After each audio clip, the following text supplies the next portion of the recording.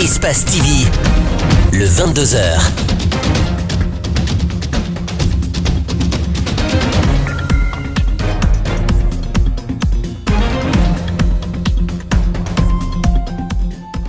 Bonsoir à tous, il est 22h à Conakry. Bienvenue à ce journal dont voici les titres.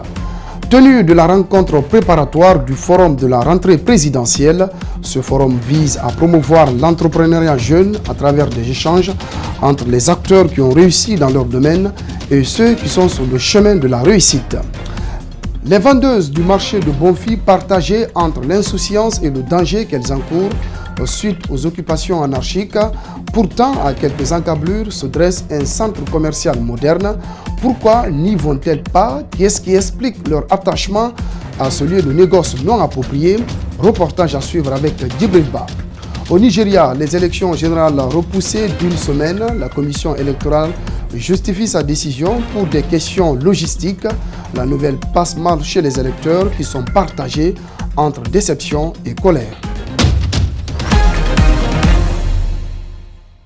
Voilà pour le sommaire, merci de nous rejoindre au compte de cette édition de la soirée. La rencontre préparatoire du forum de la rentrée présidentielle s'est tenue ce samedi à la Blue Zone de Kaloum. Ce forum vise essentiellement à promouvoir l'entrepreneuriat jeune à travers des échanges entre les acteurs qui ont réussi dans leur domaine et ceux qui sont sur le chemin de la réussite. Cet événement est placé sous un appui institutionnel du président Alpha Condé. Macky Sall, Lamine Silla. Entreprendre en Guinée et réussir, c'est le pari que se fixent les organisateurs de ce forum intitulé « La rentrée présidentielle ». Chaque année, le président de la République prend un discours qu'il communique à partir de 0 heure, mais cette fois-ci, nous lui donnons un espace de 3 jours pour qu'il puisse comprendre vraiment la préoccupation des jeunes et des femmes. Tandis qu'il a promis son mandat aussi aux jeunes et aux femmes, il faudrait que nous aussi, nous réclamons notre droit, mais de façon positive et sachant comment réclamer. Il faudrait venir avec des propositions, il ne faudrait pas rester à côté et critiquer sans soumettre quelque chose que vous-même vous avez imaginé. La problématique liée au financement des projets se fait sentir à tous les niveaux.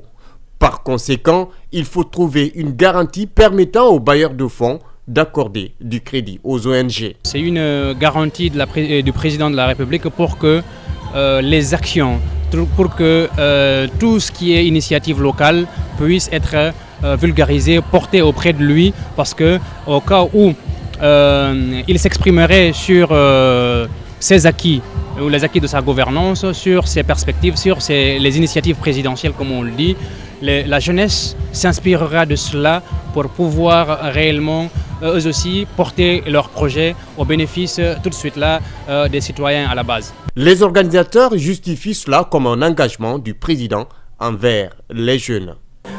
Vous savez, le président de la République a initié des projets tels que les MUFA par exemple, qui ont servi et qui continuent à servir les femmes de notre cher pays. Et donc ça sera dans ce sens-là. Aujourd'hui, tous les projets féminins qui vont dans ce sens sont financés par ces MUFA-là. Donc voici des solutions aujourd'hui qu'on pourrait proposer au président. Cette initiative est accompagnée par un appui institutionnel du président Alpha Condé, qui a délégué son conseiller chargé de mission, Souleymane Keïta. Rencontre périodique entre les jeunes et les gouvernants. Le ministre de la Jeunesse et l'Emploi jeune était face aux jeunes de Kaloum ce vendredi. Dans un débat ouvert, les deux parties ont joué carte sur table. Cette rencontre périodique est une initiative de Sékou Touréa transmise par la primature. Explication, Mamadou Sadio Baldé, Abdoulaye Kamara. Le ministre de la Jeunesse face aux jeunes.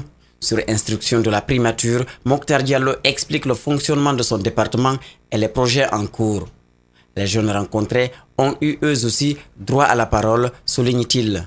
C'est justement aux jeunes de s'exprimer, d'apporter leurs critiques sur la gouvernance, d'exprimer leurs propositions qui seront prises en compte dans la formulation des politiques publiques en faveur des jeunes, dans l'élaboration des projets et programmes en faveur des jeunes. Et donc, c'est un cadre d'échange direct entre les jeunes et le gouvernant, libérer la parole, permettre aux jeunes de s'exprimer, aussi donner un signal fort à l'endroit des jeunes pour leur dire qu'ils comptent pour nous. Les rapports remontés dans le bureau ne sont plus suffisants. Désormais, il est impératif d'entrer en contact avec le maximum de citoyens pour écouter leurs revendications. Les autres ministres peuvent bien prendre part à ces discussions pour éclaircir sur les sujets concernant leur département. La phase de discussion, de dialogue direct, et la parole est libérée. Chacun peut s'exprimer sur n'importe quel sujet de son choix et chacun peut dire ce qu'il veut dans la forme qu'il souhaite. Donc c'est sans tabou, c'est sans barrière, il n'y a aucune forme de restriction seulement qui caractérise ce débat. Cette fois-ci, on a commencé par la maison des jeunes de Kaloum, mais prochainement, nous irons ailleurs. Les jeunes de Kaloum ont exprimé leurs revendications, émis des besoins et sollicité du gouvernement des réponses. L'insertion et le financement des projets sont au cœur des attentes. On attend d'eux surtout la mise à disposition des ex-permanences et foyers des jeunes et le financement de certains jeunes, surtout la formation continue à l'intention de ces jeunes gens. Le président de l'UFDG a rejoint ce samedi Conakry après plusieurs semaines d'absence hors du pays. Cellou Dalein Diallo a mené des séries de consultations avec les différentes fédérations du parti à l'étranger sur la question de prorogation du mandat des députés. Sa réception a été émaillée d'incidents, mais aussi sa voiture endommagée. On écoute un extrait de son point de presse qu'il a animé en son QG. Arrivé à Nyadiwada, tout a changé. On a senti qu'on est attaqué. Le gaz lacrymogène a commencé à pleuvoir, venant de devant, ensuite de derrière. Et les véhicules ont commencé à rechercher mon véhicule. C'est ça qui était aussi un élément relativement nouveau. Sauf que, vous savez, la tentative d'assassinat dont j'ai été l'objet à Bellevue, parce que tout le monde a vu le film, l'agent en uniforme est sorti, il était à 5 mètres, il a visé la voiture et il a tiré. Il y a eu le débat, la controverse, est-ce que c'était une balle réelle, est-ce que c'était une balle lacrymogène. Jusqu'à présent, on n'a pas un rapport d'enquête là-dessus. Alors, donc ils se sont bousculés, ils ont cherché à écarter les voitures qui étaient à côté de moi. Et puis ils ont commencé à attaquer ma voiture avec leur, on appelle Mamba. Oui, vous allez voir, la voiture est dehors. Ils venaient, ils cognaient par derrière, ils venaient cogner sur les côtés latéraux et ils venaient cogner devant. Alors, le gaz lacrymogène, on le jetait. Sinon, j'étais en compagnie du vice-président Kalemoudou.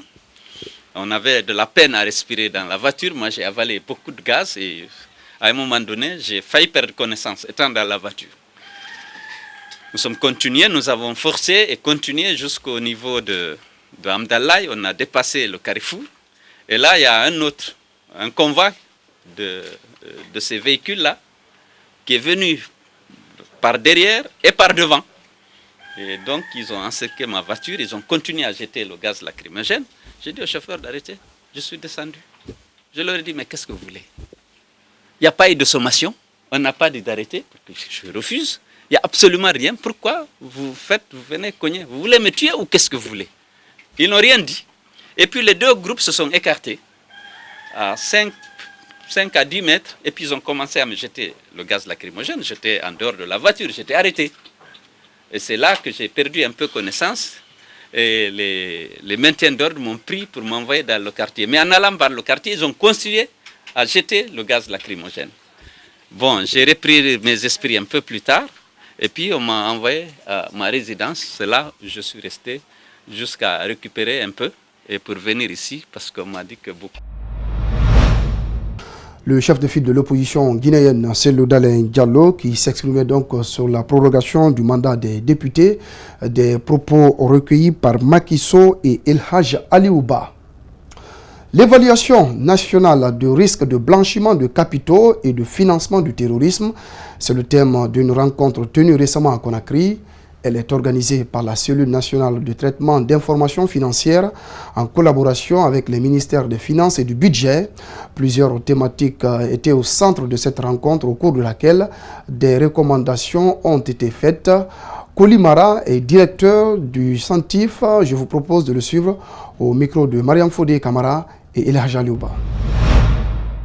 Les menaces, si je prends par exemple le secteur des mines, il y a toujours cette menace que les criminels financiers viennent investir dans les mines. Ils peuvent venir acheter de l'or et avec de l'or, ils exportent. Donc il y a plusieurs menaces dans les différents secteurs qu'il faut identifier. Les principales recommandations, c'est que d'abord les 6 groupes thématiques, à savoir la menace, la vulnérabilité, les secteurs bancaires, les assurances, les autres institutions financières, les entreprises et professionnels non financiers désignés, donc ça fait 6 groupes, ont travaillé d'arrache-pied pour s'approprier de l'outil de la Banque mondiale. Donc, au terme justement des travaux, chaque groupe a présenté le résultat de ses tâches, qui a consisté donc non seulement à identifier les faiblesses, les points forts et les points faibles de leur secteur, et ensuite à faire des recommandations pour effectivement corriger ces faiblesses-là.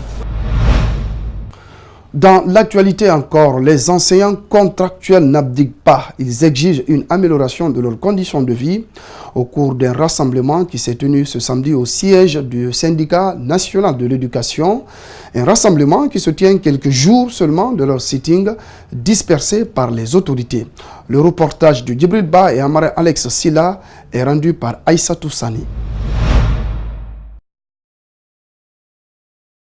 Au nombre d'une centaine, des enseignants contractuels se retrouvent au siège du syndicat national de l'éducation, avec un seul objectif, motiver chacun jusqu'à ce que leurs revendications soient prises en compte par le ministère de l'Éducation nationale. Être engagé à la fonction publique, voilà tout ce qu'ils demandent à Maurice Sangaré. Nous serons tous intégrés à la fonction publique. Sans concours, sans test, sans évaluation. Ensemble nous pouvons. Ils ont toujours martelé leur apport pendant la grève du SLEG. Cela, disent-ils, a permis l'évaluation des apprenants dans les établissements scolaires. Le président a été très clair dans ce message. Mais il y a des esprits malignes qui se trouvent dans le département qui veulent passer par autre chose pour pouvoir nous récaler. Appuyés par le syndicat national de l'éducation, les enseignants contractuels sont déterminés jusqu'au bout. Récemment, ils ont été dispersés lors d'un rassemblement. Certains même ont été arrêtés et libérés par la suite. Il faudrait que l'État reconnaisse en vous ou vous délivre la médaille de la reconnaissance. Comme le dit Amadou Ampateba, merci est un bien modeste petit mot, mais il ne sort de la bouche que sous l'effet d'un acte qui inspire de la gratitude. Le secrétaire général du SNE les rassure et affirme envisager des démarches pour que les différentes réclamations soient satisfaites.